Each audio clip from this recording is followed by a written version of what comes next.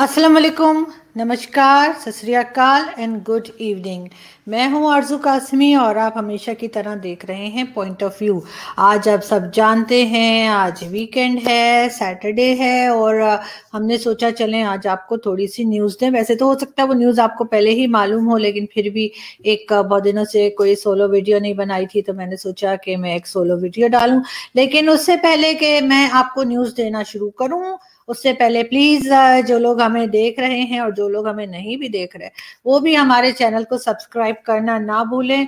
और thank you very much जिन लोगों ने हमारे चैनल को सब्सक्राइब किया है और जो आके हमारे वीडियोस को देखते हैं, लाइक करते हैं, कमेंट्स करते हैं, एडवाइस करते हैं और बहुत अच्छे अच्छे हमें गेस्ट के नाम भी बताते हैं जो उनके ख्याल से हमें बुलाने चाहिए। हम सबकी कोशिश कर रहे हैं कि हम जो लोगों को आप देखना चाहते हैं हम उन्हें इनवाइट करें, नाम हमें मिलते रहते हैं।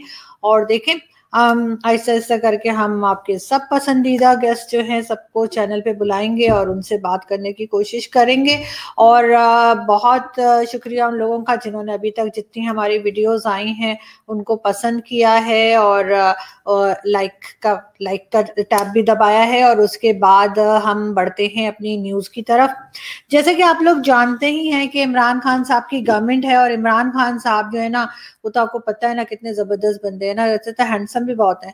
तो उन्होंने कहा कि जब इलेक्शंस नहीं हुए थे तो इमरान खान साहब ने कहा कि जी मुझे जो है वो 90 डेज में वो सब कुछ ठीक कर देंगे, पाकिस्तान की इकोनॉमी भी ठीक कर देंगे, पाकिस्तान के सारे हालात सही कर देंगे, पाकिस्तान में एजुकेशन सिस्टम को ठीक कर देंगे, पाकिस्तान में वो हेल्थ सिस्टम को ठीक कर देंगे। तो अब उनका कहना ये है कि जी मुझे 90 डेज नहीं, मुझे जो है ना वो 15 से 20 साल दिए जाएं। अब आप सोचें अगर 15 से 20 साल हमने खान साहब को दे दिए और 15-20 साल ये ही प्राइम मिनिस्टर रह गए तो हमें तो फिर किसी और दुश्मन की जरूरत ही नहीं, क्योंकि खान साहब का तो ऊपर का माला सबको पता है खाली है। तो उन्होंने तो फिर बिल्कुल जैसे कहते हैं ना कि वो ऐसी की तैसी कर देनी है कंट्री की। लेकिन एनीवे वो ये बात कर रहे हैं और वो जो 90 डेज का उन्होंने कहा था वो बात वो भूल चुके हैं। लेकिन सबसे पहले जो मैं न्यूज में आगे बढ़ूं, पहले मैं एक चीज और बताती चलूं आप लोगों को कि खैबर पख्तूनख्वा मेडिकल कॉलेज में कहा गया कि जो रेप विक्टिम्स आया करेंगी तो उनको 25,000 जमा करवाने होंगे और उसके बाद ही बात आगे बढ़ेगी, उसके बाद ही उनसे बात होगी। इसके अलावा हर चीज के उन्होंने जो है वो बहुत ज्यादा फीस बताई हुई है। लेकिन आज मैं एक डिबेट में भी गई थी, लेकिन खैर मेरी बात उन लोगों को समझ में नहीं आई। मैं आपको यहाँ पे दोबारा समझा देती हूँ। और मैं दरअसल ये कहना चाह रही थी कि ये लोग इतने बेशरम और बेगैरत किस्म की गवर्नमेंट हमारी बैठी हुई है कि इनको कोई फर्क नहीं पड़ता कि ये किसी रेप विक्टिम से पैसे ले रहे हैं या ये किसी ऐसे से ले रहे हैं जिसके घर का कोई सदस्य, जिसके घर का कोई मेंबर मार दिया गया हो। इनको सिर्फ पैसे चाहिए, क्योंकि आईएमएफ से अब इन्होंने जो लोन लिया है उस पे इनको कहा गया है कि ये $700 बिलियन जो है टैक्स जमा करेंगे और टैक्स के लगाएंगे, सॉरी। और उसके बाद जो इन्होंने यानी जमा करना है टैक्स लोगों से और इधर उधर से जो पैसे इन्होंने जमा करके आईएमएफ को देने हैं उसका figure if I am not wrong बताया गया है $6,000 बिलियन। तो अब ये मतलब ये कितने होते हैं पता नहीं, मुझे तो कुछ अंदाजा नहीं है कि ये कितने पैसे बन जाते हैं। लेकिन उस पे उसको करने के लिए, उसको पूरा करने के लिए ये किसी भी लेवल पे जा रहे हैं। और सबसे ज्यादा आपको पता है सारी दुनिया में जो मेडिकल है वो बहुत महंगी होती है, तो सबसे पहली छुरी इन्होंने यहीं पे चलाई है। और बाकी तो जो होगा वो सभी लोग देखेंगे कि किस किस तरह से जो है ये प्राइस बढ़ाते जाएंगे और क्या क्या क्या ये हरकतें करेंगे कि क्या क्या चीजें ये हमारी मजीद गिरवी रख देंगे, जो कि ऑलरेडी पहले ही बहुत बार इंडियन टीवी पे भी बताया जा चुका है और हमारे टीवी पे भी बात होती रहती है कि एयरपोर्ट्स गिरवी है, हमारे पार्क गिरवी हैं, हमारे जो है वो जिसे कहना चाहिए कि रेडियो स्टेशन जो हमारा है, पाकिस्तान का रेडियो की बिल्डिंग जो है वो गिरवी है, तो मतलब कुछ बचा नहीं है मेरे ख्याल से। अब तो हर चीज ही शायद जिस बिल्डिंग में मैं बैठी हूँ हो सकता है ये भी गिरवी हो।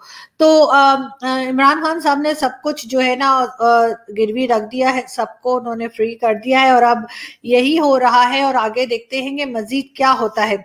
इसके अलावा यहाँ पर जी बाय इलेक्शंस चल रहे हैं और बाय इलेक्शंस में जिस 3-4 जगहों पे बाय इलेक्शंस अभी तक हुए हैं वहां पे पीटीआई को बहुत जबरदस्त किस्म की शिकस्त हुई है। पीटीआई का जिसे कहते हैं ना कि डब्बा गोल हो गया है और वहां पे दूसरी पार्टीज जो है वो सामने आई हैं, या तो पीएमएलएन है या मौलाना फजलुर रहमान की पार्टी है या कोई भी पार्टी है, लेकिन पीटीआई को कोई वोट नहीं मिला। उससे मुझे तो ये लगता है कि अब्बू ने ना छोड़ दिया अपने बचूड़े को और कहा है कि जा बेटा ऐश कर। तो क्योंकि अगर अब्बू का साथ होता तो इन्होंने इतने बुरी तरह से, इतने जैसे कहते हैं ना कि इतनी ख्वारी वाली हार तो नहीं होनी थी इनकी, लेकिन इनकी बहुत ख्वारी वाली हार हो रही है। और साथ ही ये भी सुनने में आ रहा है कि इलेक्शन जहां पर हो रहे हैं वहां से एक जगह से स्टाफ ही गायब हो गया। मतलब हमारे यहाँ मिसिंग पर्सन होते हैं ना, आपने सुना होगा बलूचिस्तान में बहुत होते हैं, सिंध में होते हैं, लेकिन आपने शायद ही कहीं सुना हो कि इलेक्शंस जहां पे या बाय इलेक्शंस जहां पर हो रहे हो वहां से स्टाफ मिसिंग हो जाए। तो बिल्कुल अल्हम्दुलिल्लाह पाकिस्तान अब उस कैटेगरी में आ गया है कि अब हमारे यहाँ से जो है वो इलेक्शंस के दौरान जो स्टाफ वहां पे इलेक्शन कमीशन का बैठा होता है वो भी गायब हो जाता है। तो खैर अभी बाय इलेक्शंस हो रहे हैं और उसमें काफी जो है ना वो गंद मचा हुआ है और काफी ख्वारी जो है वो खान साहब को देखने को मिल रही है। लेकिन साथ साथ हम आपको ये भी बता दें कि जी हमारे यहाँ जो है वो सेनेट इलेक्शंस भी होने वाले हैं और सेनेट इलेक्शंस के लिए खान साहब ने जो खान साहब के निकाह में आए थे, यानी जो उन्होंने तीसरा चौथा निकाह किया था उसमें जो आए थे उन्होंने उनको भी टिकट दे दिया है। जिन्होंने उनका हेयर ट्रांसप्लांट किया था उसको भी टिकट दे दिया है। और इसी तरह से सुना है मैंने कि शेख रशीद की जिसने विग बनाई है सुना है उसको भी टिकट मिलने वाला है। और साथ साथ एक चीज और है कि जो लोग जूते को चाटते हैं उनको तो ऑब्वियसली टिकट मिल ही रहा है सेनेट का। लेकिन एक साहब ऐसे हैं, ये इनको देखिए, ये इनका नाम है फैसल वावडा और ये ना ये बूट लेकर इन्होंने पहले इसको खूब चाटा वाटा और इसको अच्छे से चमकाया और उसके बाद जी ये पहुंच गए लेकर उसको एक टॉक शो में। और जाहिर है जब ये टॉक शो में लेकर इस तरह की बात करेंगे, बूट लेके टॉक शो तक में जाएंगे, गले में लटकाएंगे, सर पे पहनेंगे ताज बना के, तो ऑब्वियसली अब चाहे ये डुअल नेशनल हो या इनके ऊपर करप्शन केसेस हो कि इन्होंने अपने नौकर के नाम बहुत सारे पैसे करे हुए थे और वो कहीं बाहर के जैसे कंट्री में इन्होंने वो पैसे ट्रांसफर किए और नाम अपने ड्राइवर का या पता नहीं माली का कि पता नहीं किसका दिया, तो ये सारे केसेस इनके ऊपर चल रहे हैं। बाकी बड़े क्लीन और वो हमारे जो कहते हैं ना सादिक और अमीन किस्म के हैं, सादिक और अमीन किस्म के अगर ऐसे लोग होते तो पता नहीं चोर कैसे लोगों को कहा जाता होगा। तो ये सादिक और अमीन कहलाए और इनको जी सेनेट का टिकट दे दिया गया है। और साथ ही ये डुअल नेशनल भी है, लेकिन बाकी चोरियां अलग है। मतलब वो एक इजाफी मेडल है जो इनके पास है चोरियों का, लेकिन फिर भी ये हमारे सेनेट में बैठेंगे, ये हमारे सेनेटर होंगे और हर टॉक शो में बढ़ बढ़ के बोल रहे होंगे। उसके बाद जी एक ऑब्जेक्शन खान साहब के ऊपर यह आया कि उन्होंने पेट्रोल प्राइस जो है वो 16 रुपीज कहा गई थी बढ़ाने के लिए, वो उन्होंने मना कर दिया और उसके बाद उसके बजाय उन्होंने 40 रुपए जो है वो 40 रुपीज उन्होंने कुकिंग ऑयल और घी के ऊपर बढ़ा दिए। तो उसमें हमारे लोग जो है ना, आपको पता है दुश्मन 100 तरह के दुश्मन खान साहब के, हालांकि इतनी जबरदस्त गवर्नमेंट वो चला रहे, इससे पहले ऐसी गवर्नमेंट किसी की नहीं चली, लेकिन लोग उन्हें बार बार बोल रहे हैं जी इसने इतने पैसे बढ़ा दिए, इसने ये कर दिया, इसने वो कर दिया, जबकि वो सिर्फ इसलिए कर रहे हैं कि आप लोगों की सेहत बनी रहे। सारे टाइम आप लोग घी और तेल खाएंगे तो उससे कितनी 100 तरह की बीमारियां होती हैं, आप लोगों को मालूम है। हार्ट डिजीज हो सकती है, आपको कोलेस्ट्रॉल बढ़ सकता है आपका, आप मोटे हो सकते हैं, कुछ भी हो सकता है। तो खान साहब जो है ना उनकी मैं बहुत शुक्रगुजार हूँ कि उन्होंने कुकिंग ऑयल और जो घी है उसके ऊपर 40 रुपीज बढ़ा दिए, जिससे लोग अब जरा कम चिकनाई वाले खाने खाएंगे और इस तरह से पैसे भी बचेंगे और सेहत भी बनी रहेगी। तो ये बात लोगों को समझ समझनी पड़ेगी। लेकिन हमारे लोग, आपको मालूम है ना, अजीब अजीब किस्म के लोग होते हैं हमारे। अब देखो ना, अब लोग ये भी कहना शुरू हो गए कि खान साहब तो जी सेनेट में जो उनका कुत्ता है ना शेरू, उसको भी टिकट देने वाले। अब भला बताएं, आपको मतलब सेनेट में कुत्ते बैठेंगे क्या जाकर? कि बस लोग तो कुछ भी बोलते हैं। अब ठीक है, माना खान साहब को अपने कुत्ते से बहुत प्यार है, लेकिन इसका मतलब ये थोड़ी है कि वो उनको भी अपने कुत्ते को भी टिकट दे देंगे सेनेट का। एक चीज और फवाद चौधरी साहब ने कही, एक चीज फवाद चौधरी साहब ने ये कही कि जी जॉब्स ज्यादा हो गई हैं और लोग कम हो गए। तो इस पे लोगों ने उनके ऊपर बड़ी ऑब्जेक्शन की, बड़ी लोगों ने उनको बातें सुनाई कि जी ऐसे बोल रहा है, गलत बोल रहा है, ये कह रहा है, वो कह रहा है। लेकिन उनको ये समझ में नहीं आया कि वो तो इसलिए कह रहे थे फवाद चौधरी साहब, क्योंकि जनरल्स, जो रिटायर्ड जनरल्स निकलते हैं ना हमारे, वो हमारी फैक्ट्री जो है आर्मी की फैक्ट्री में से निकलते हैं ना रिटायर्ड जनरल्स, वो कम हो गए हैं। इस वजह से जॉब ज्यादा। अब तो आपको तो पता है कि हर सिविलियन इदारे में हमारे यहाँ जो है वो एक ना एक कोई पुराना फौजी बैठा होता है, और फिर जो है उन्हीं को जॉब देनी होती है। तो ऑब्वियसली आजकल से रिटायरमेंट कम हो रही होगी। जितने रिटायर होने तो हो गए, अभी कुछ को कुछ टाइम लगेगा बाद लोगों को इस वजह से। अब इनको देखिए, आप मुझे पहचान के बताइए कि ये कौन है। अगर आप लोग ये पहचान के मुझे बता सकें कि आखिर ये लोग हैं कौन, तो फिर मैं आपको मानूंगी। जी जी जी जी। अब बाद लोग कहेंगे जी ये तो आसिम सलीम बाजवा साहब हैं और वो पर्दे के पीछे छुपे हुए, उसमें गाना गा रहे, पर्दे में रहने दो, पर्दा ना उठाओ। तो पर्दा जो उठ गया तो पिज्जा नजर आ जाएगा, ऐसा कुछ बोलने लगे होंगे। एनीवे, मुझे नहीं पता कि ये शरारत किसने की है, लेकिन खैर आसिम सलीम बाजवा की इस तरह की पिक्चर किसी ने बनाई है, और मुझे नहीं पता कि किसने बनाई है और क्यों बनाई है। एक चीज और मैं आप लोगों को बताऊं,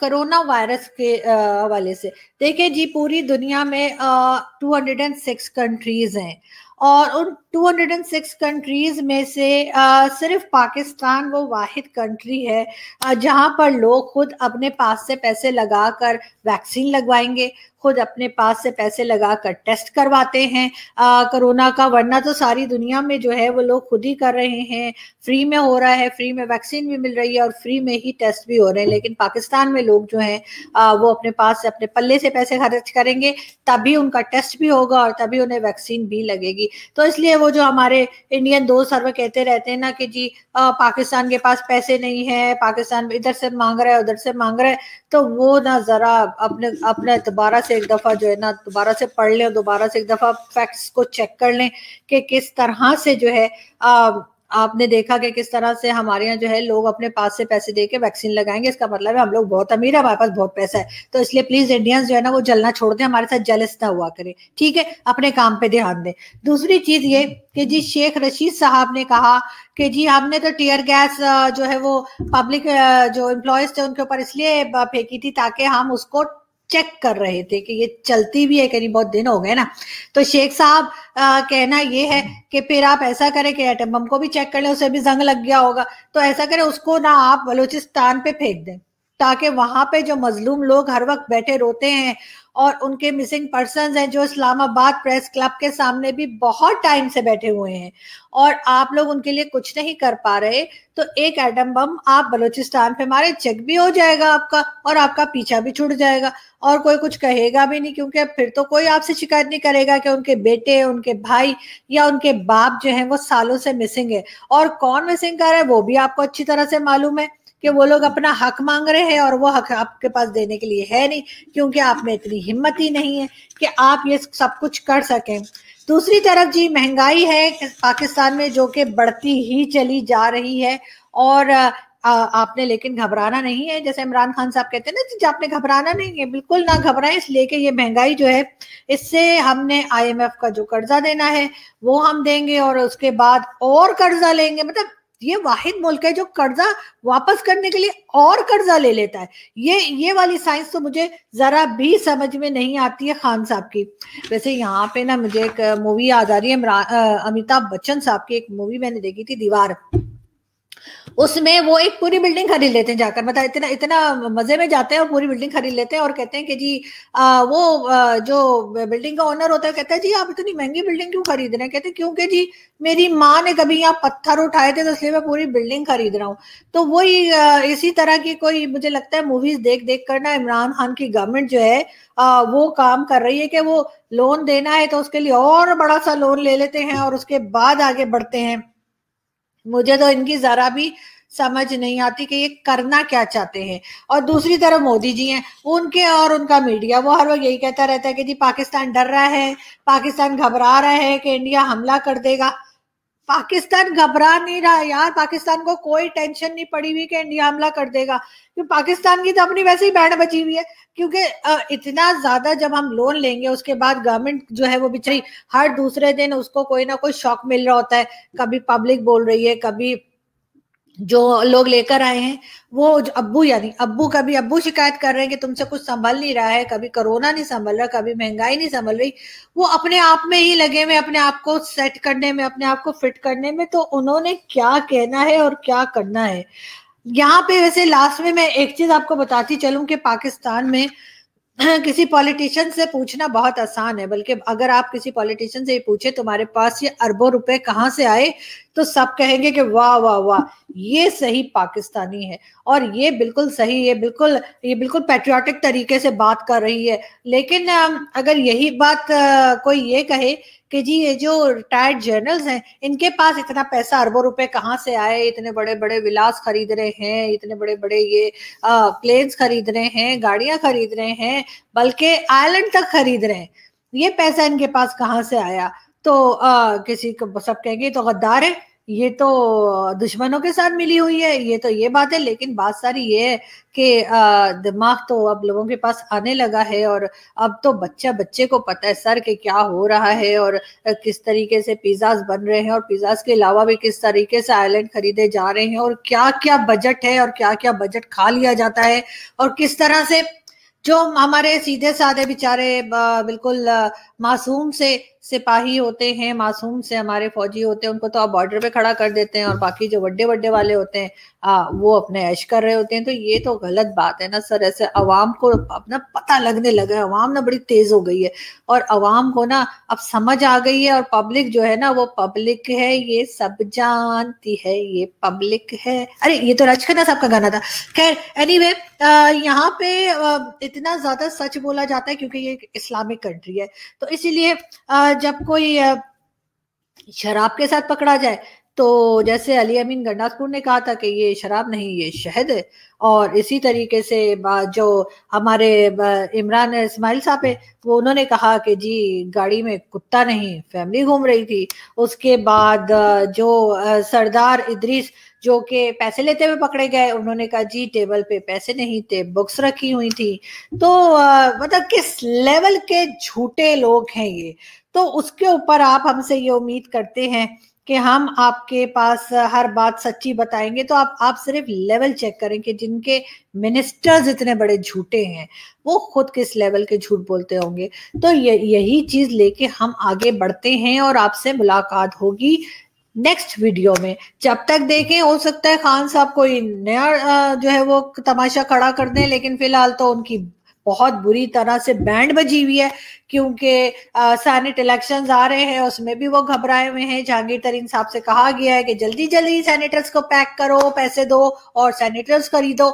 और साथ साथ जैसा कि आप जानते ही हैं कि बाय इलेक्शंस में उनको मुंह की खानी पड़ रही है। मुंह की खानी पड़ी को हिंदी में क्या कहते हैं मुझे नहीं पता, हमारे तो यही बोला जाता है भाई मुंह की खानी पड़ रही है। तो यानी कि जिसे कहते हैं ना कि लेने के देने पड़ रहे हैं। तो अब देखते हैं आगे क्या होता है और फिर हम आपको जल्दी ही अपडेट्स देंगे नेक्स्ट वीक में। अपना बहुत सारा ख्याल रखिएगा। Thank you so much.